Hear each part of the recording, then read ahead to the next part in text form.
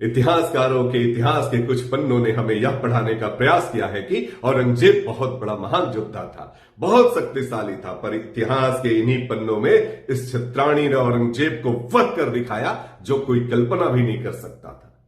जी हां, शिवाजी महाराज के पुत्र छत्रपति राजा राम जी धूर्त औरंगजेब से बदला लेने के लिए मदद के लिए किल्लाड़ी रियासत की रानी चेन्नम्मा के दरबार पहुंचे। औरंगजेब के डर से कोई रियासत मदद के लिए आगे नहीं आ रहा था। ऐसी परिस्थिति में किल्लाड़ी की रानी चेन्नम्मा ने छत्रपति राजा राम जी के आग्रह को स्वीकार कर लिया। इस बात का पता औरंगजेब को चला तो उसने किल्लाड़ी रियासत की रानी के नाम से एक पैगाम भिजवाया। उस पैगाम में लिखा, हमें मालूम पड़ा है कि आपने हमारे दुश्मन को शरण दी है। हमारा आपसे अनुरोध है कि उसे तुरंत हमारे हवाले कर दिया जाए। ऐसा करने पर आपकी रियासत को मुगलिया सल्तनत की निगरानी दी जाएगी, अन्यथा आप हमारी ताकत से वाकिफ हैं।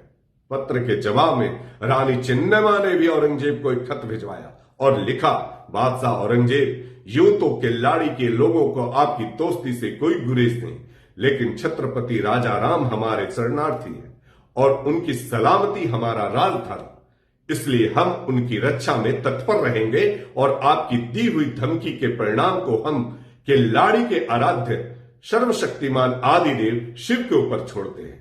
पत्र के जवाब से बौराए औरंगजेब ने अगले ही पल अपने 50,000 सशस्त्र सैनिकों की टुकड़ी को किल्लाड़ी पर आक्रमण करने का हुक्म दिया, जिसका बहादुरी से सामना करते हुए रानी चेन्नम्मा के सैनिकों ने युद्ध में अतुलनीय पराक्रम का परिचय दिया और औरंगजेब अपने 30,000 सिपाहियों को गंवाने के बाद पीठ दिखाकर भाग खड़ा हुआ।